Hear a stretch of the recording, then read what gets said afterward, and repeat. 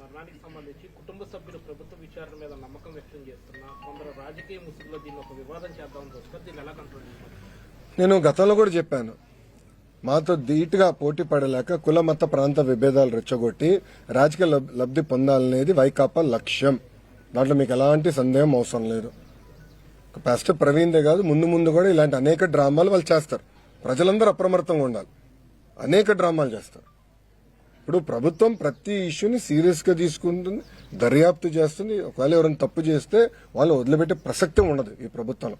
ఎవరైనా ఉన్నాయి, టీడీపీ వాళ్ళు అవ్వచ్చు, వైకాపా వాళ్ళు అవ్వచ్చు, జనసేన వాళ్ళు అవ్వచ్చు, బీజేపీ వాళ్ళు అవ్వచ్చు, ఎవరిని అవ్వచ్చు. ఎవరిని వదిలిపెట్టదు. తప్పు చేస్తున్న మటుకు ఎవరిని వదిలిపెట్టదు ఈ ప్రభుత్వం.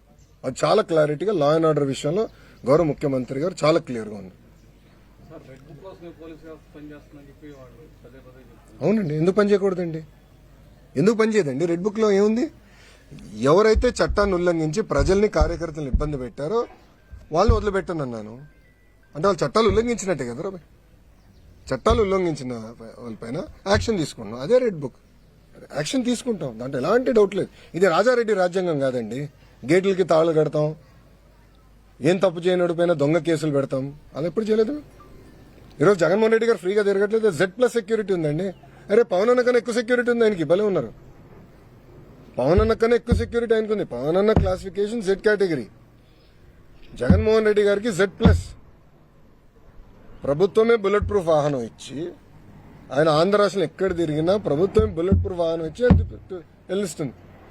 ఏనాడు ఆయన గేటుకి మేము తాడుగట్లేదే, ఏనాడు ఆయన చేయాల్సిన కార్యక్రమం అడ్డుపడలేదే, పర్మిషన్ కూడా మేము పోలేదే. ప్రభుత్వం చాలా క్లియర్. ప్రజాస్వామ్యంలో ఆయన చెప్పాల్సిన చెప్పుకోనండి, దాన్ని ఎట్లా తిప్పుకొట్టాలో మాకు తెలుసు.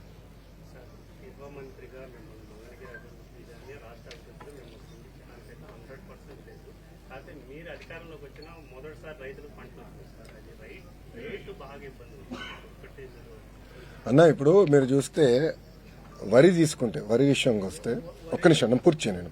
వరి విషయం తీసుకుంటే గత ప్రభుత్వం పెట్టిన బకాయిలన్నీ చెల్లించాము. మన ప్రభుత్వం కొనుగోలు చేసినంత డబ్బులు ఇచ్చేస్తాం జరిగింది. ఇప్పుడు మిరప ఉంది, కొన్ని వేరియంట్స్ కి తక్కువ వస్తున్నాయి, కొన్ని వేరియంట్స్ కి ఎక్కువ వస్తున్నాయి. అది కేంద్ర ప్రభుత్వం ఇంటర్వెన్షన్స్ 11,500 కింద చేశాను. పసుపు నేను మానిటర్ చేస్తున్నాను. నేను పర్సనల్ గా పసుపుని నేను మానిటర్ చేస్తున్నాను. ఈ 2-3 రోజులు ఆర్టికల్స్ కూడా నేను చూశాను. అది నేను మొత్తం మానిటర్ చేస్తున్నామా. దానికి ఒక కమిటీ వేశారు. అంటే మనోహర్ గారు, అచ్చెన్నాయుడు అన్న వీళ్ళందరూ కూర్చుని వాళ్ళు కోఆర్డినేట్ చేస్తున్నారు. ఇది ప్రతి కేబినెట్ మీటింగ్ లో కూడా మేము డిస్కస్ చేస్తున్నాం. రైతులు నష్టపోకుండా చూసుకునే బాధ్యత ఎన్డీఏ ప్రభుత్వం తీసుకుంటాం.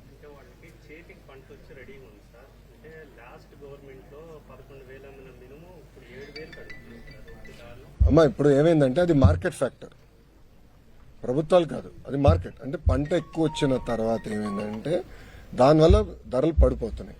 సో దాన్ని స్టెబిలైజ్ చేయాల్సిన బాధ్యత ఎన్డీఏ ప్రభుత్వం అయింది. అది తప్పనిసరిగా మేము చేస్తాం, దాంట్లో ఎలాంటి డౌట్ లేదు. ప్రైస్ చెప్తాం. మంచి రోజులు చూసుకుని చేయాలి కదండి. సో ఒక్కొక్కటి చేసుకుంటూ వెళ్తున్నాం. త్వరలో దానికి శంకుస్థాపన వేస్తాం.